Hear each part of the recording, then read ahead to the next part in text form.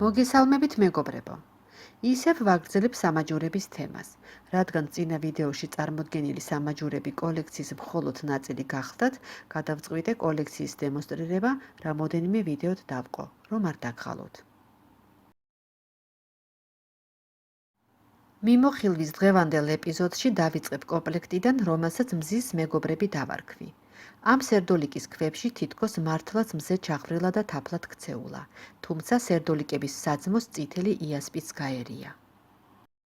მიუხედავად იმისა, რომ სამაჯურების დიზაინი ერთმანეთისგან განსხვავებულია, ისინი ერთ სტილს ექვემდებარებიან და სამივეს ერთად ტარებაც შეიძლება. ყველა სამაჯური ერგება 18 სანტიმეტრის გარშემოწერილობის მაჯას. ვნახოთ, როგორაა აწყობილი თითოეული მათგანი.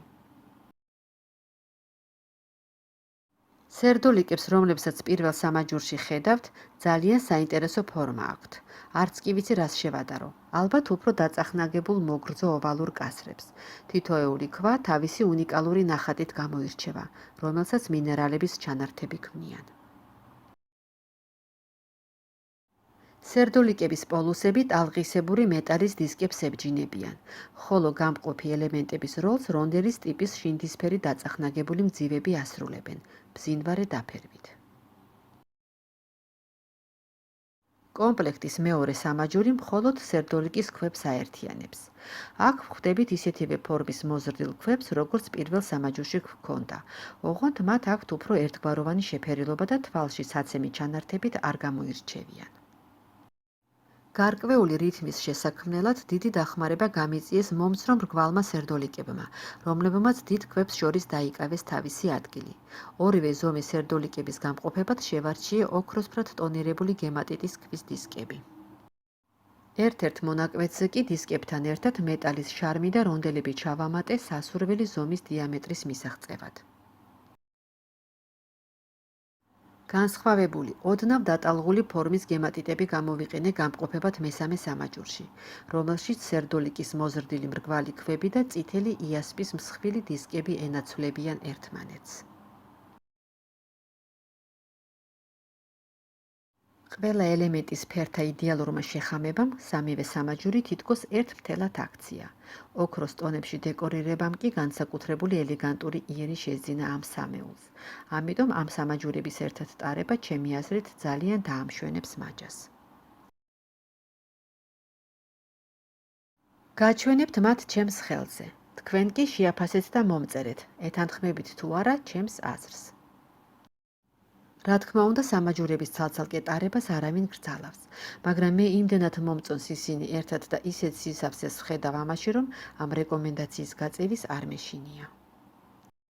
ასე რომ მეგობრებო, ჩვენი დიდი და არაჩვეულებრივი მნათობის მზის ძმები ამიერიდან დედამიწის ბინადარნი ხდებიან.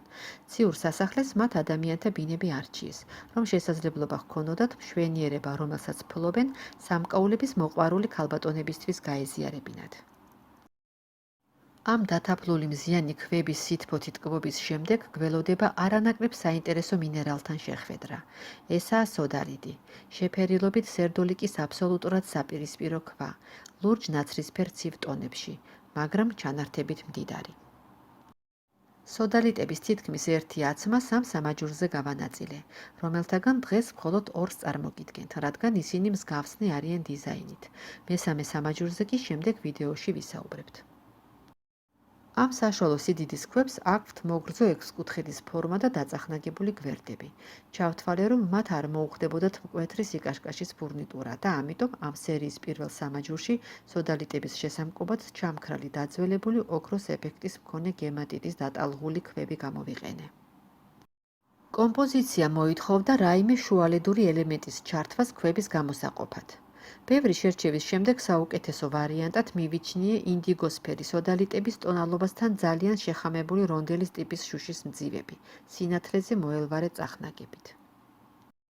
მიზიდავს ჩანართებიან ქვებთან მუშაობა, რადგან არც ერთი ქვა მეორეს არ გავს. ჩანართების წყალობით თითოეული უნიკალურია და მისი მსგავსი დედამიწაზე არ მოიძებნება.